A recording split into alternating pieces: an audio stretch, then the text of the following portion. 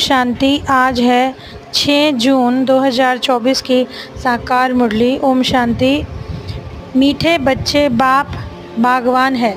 इस बागवान के पास तुम मालियों को बहुत अच्छे अच्छे खुशबूदार फूल लाने हैं। ऐसा फूल नहीं लाओ जो मुरझाया हुआ हो। प्रश्न है, बच्चों पर पड़ती है, किसके ऊपर नहीं पड़ती? बाप की नज़र किन बच्चों पर पड़ती है?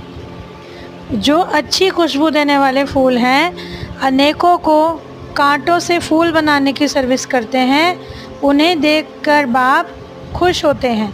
उन पर ही बाप की नज़र जाती है। और जिनकी वृत्ति गंदी है, आंखें धोखा देती हैं, उन पर बाप की नज़र नहीं पड़ती है। बाप तो कहेंगे बच्चे फूल बन, अनेकों को फूल बनाओ, तभी होशियार माली कहे जाएंगे। ओम शांति। बागवान बाप बैठ अपने बच्चों को देखते हैं, फूलों को देखते हैं। तुम भी जानते हो, बाप भी जानते हैं, कांटों के जंगल का बीज रूप है रावण। यूँ तो सारे झाड़ का बीज एक ही है, परंतु फूलों के बगीचों से फिर कांटों का जंगल बनाने वाला भी जरूर होगा, वो है रावण। देवताओं रूपी फूलों के बगीचे का बीज रूप है बाप। तुम अभी देवी देवता बन रहे हो ना, ये तो हर एक जानते हैं कि हम किस किस्म के फूल हैं। फूलों के बगीचे का बीज है शिव बाबा। वर्षा मिलता है बाप से, रावण से तो वर्षा नहीं मिलता, वो तो जैसे श्राप देते हैं। तो जब श्रापित होते हैं, सुख जो देने वाला है उनको याद करते हैं, क्योंकि वो हैं सुखदाता, सदा सुख देने वाले हैं, बेहद का बाप, और उनकी है बेहद की बातें। तुम बच्चे दिल में समझते हो कि बाबा बिल्कुल सत्य कहते हैं। बच्चे जानते हैं कि रावण देह अभिमान में ले आता है। बड़े से बड़ा कांटा है देह अभिमान। मूल हैं आँखें जो बहुत धोखा देती हैं। माली आकर बागवान को सब कुछ बताएंगे। बाबा एक एक से पूछते हैं, बताओ तुमने कैसे फूल लाए हैं? फिर बाप बैठकर उनको श्रृंगारते हैं। बच्चे खबरदार रहो, खामियां निकालते जाओ, नहीं तो फिर बहुत पछताएंगे। बाबा आए हैं लक्ष्मी नारायण बनाने, उनके बदले हम नौकर बने।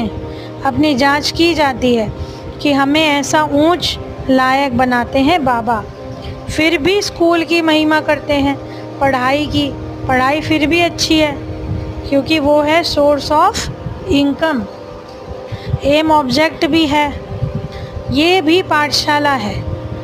इसमें एम ऑब्जेक्ट है भगवानुवाच, मैं तुमको राजाओं का राजा बनाता हूँ। वो लोग तो गीता को सुनाते आए हैं। फिर कौन राजा बना? ऐसा कोई है जो कहे कि मैं तुमको राजाओं का राजा बनाऊंगा, मैं खुद नहीं बनूंगा? ऐसा कभी सुना है? ये एक ही बाप है जो बच्चों को बैठ समझाते हैं। हर एक अपने दिल से पूछे कि मैं किस प्रकार का फूल हूँ, किस प्रकार का माली हूँ। बच्चों को विचार सागर मंथन करना पड़े। बागवान चाहते हैं कि मेरे आगे फूल बैठें तो अच्छा है, जिनको देखकर खुश होता हूँ। देखता हूँ कि इनकी वृत्ति ऐसी है, तो उस पर नज़र भी नहीं डालते, इसीलिए एक एक को देखते हैं, ये मेरे फूल किस प्रकार के हैं। याद करो तो पाप कटे, तभी फूल बनकर औरों को भी फूल बनाएंगे, तब माली नाम रख सकते हैं। सर्विस के लिए जब तक फूल बन औरों को नहीं बनाया है, तो ऊंच पद कैसे पाएंगे? 21 जन्मों के लिए है ऊंच पद। मीठे मीठे बच्चे जानते हैं कि हमारा बीज है वृक्षपति, जिसके आने से हम पर बृहस्पति की दशा बैठती है। फिर रावण राज्य आता है तो राहु की दशा बैठती है। एकदम शिवालय से वैशाल्य बना देते हैं। अभी तुम बच्चों पर है बृहस्पति की दशा। पहले नया वृक्ष होता है, कोई तो अच्छे फूल ले आते हैं, तड़पते हैं बाबा के पास जाएं। पुकारा था ना, आज बाबा आए हैं बचाने के लिए। युक्तियाँ बताते हैं, उन पर भूं भूं करते रहो। बोलो भगवानुवाच, काम महाशत्रु है, उसको जीतने से विश्व का मालिक बनते हैं। कोई ना कोई समय अबलाओं के बोल लग जाते हैं, फिर ठंडे हो जाते हैं। विकार में गिरने से मुंह एकदम काला हो जाता है, आत्मा काली बन गई है। आयरन एज से फिर गोल्डन एज में जाना है, सोने की चिड़िया बनना है। अच्छा प्राण प्यारे मीठे बाबा प्रति याद प्यार, मीठे मीठे सिखला दे बाप दादा माता पिता प्रति बच्चों का याद प्यार। और गुड मॉर्निंग रूहानी बच्चों की रूहानी बाप को नमस्ते। अभी हम साइलेंस का 1 सेकेंड अनुभव करेंगे।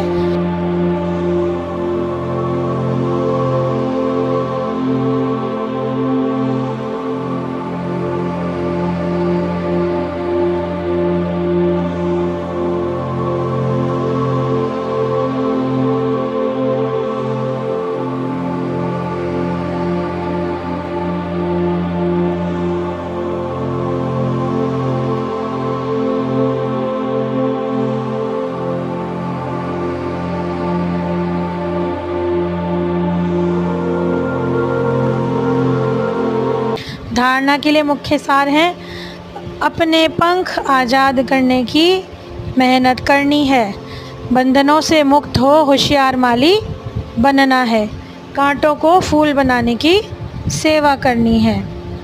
अपने आप को देखना है कि मैं कितना खुशबूदार फूल बनाऊं, मेरी वृत्ति शुद्ध है, आंखें धोखा तो नहीं देती, अपनी चाल चलन का पोता मेल रख कर खामियां निकालनी है।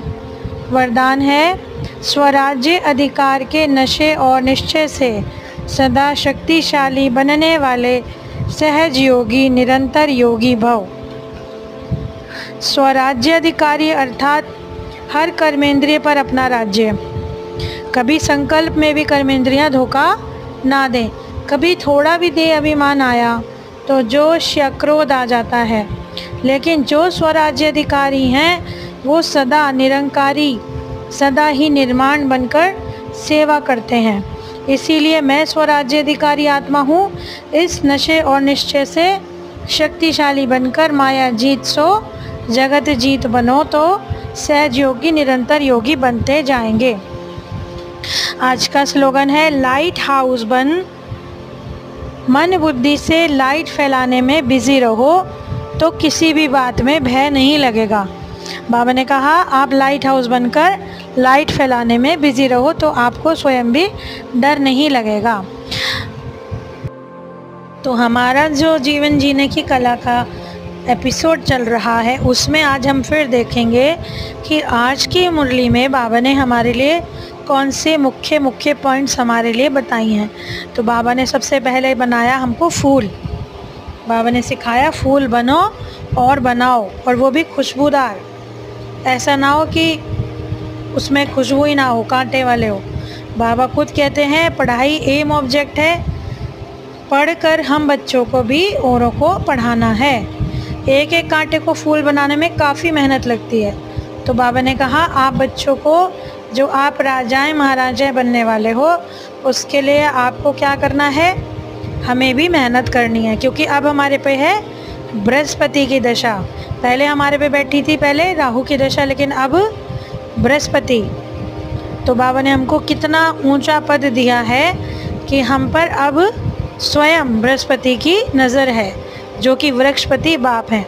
तो काम महाशत्रु है। बाबा ने हमेशा बताया है कि काम को जीतने से ही तुम जगत जीत बन सकते हो। इसके लिए क्या करो, अपने आप को भी बचाओ विकार में गिरने से, और अन्य आत्माओं को भी बचाओ, उनको समझाओ।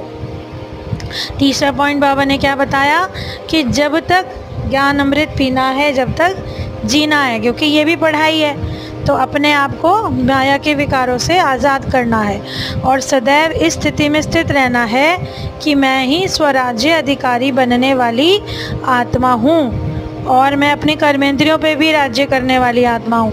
तो अगला पॉइंट जो बाबा ने दिया है आज हमें कि नशा और निश्चय रहे तभी हम माया से जीत सकते हैं। और सहज योगी बनना भी बाबा ने तरीका बता दिया। निरंतर योगी यानी जो हर वक्त भगवान की याद में रहकर अपने सारे कार्य केवल निमित्त समझकर अपने आप को करते हैं। और आखिरी पॉइंट जो बाबा ने कहा, यदि तुम बिजी रहे लाइट और माइट फैलाने में तो तुम्हें खुद भी किसी चीज़ का भय नहीं रहेगा। तो हर चीज़ बाबा ने हमारे लिए कितनी आसान और सहज कर दी। तो आज की इतनी सुंदर और ज्ञान से भरी हुई मुरली के लिए बाबा का पद्मा पदम शुक्रिया। ओम शांति।